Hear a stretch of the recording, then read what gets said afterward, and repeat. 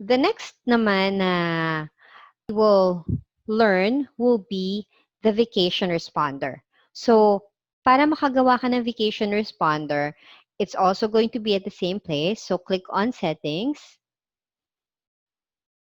and then general ulit. And then, scroll ka sa pinakababa naman. So, here, ito siya.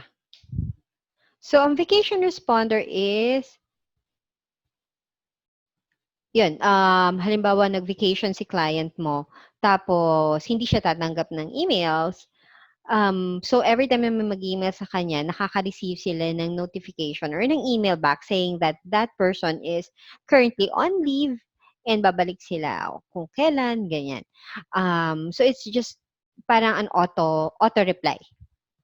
So, let's say, ito,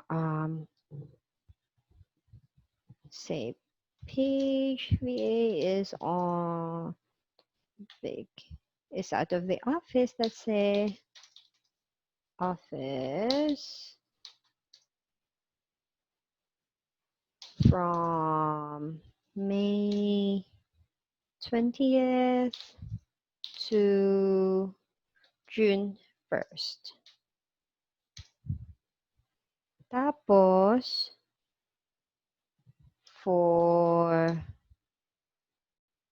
urgent concerns, pwede ka mag-iwan alternative. Concerns, you may email si Sean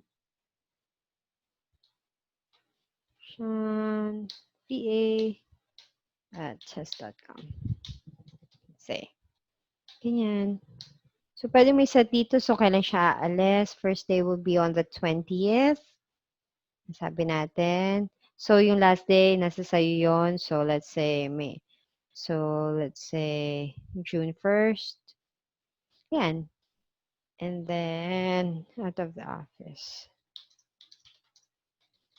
Let's say. So, ganun na siya. And then, save mo lang siya. And then, automatically, mag-on na siya. So, that's for the vacation responder.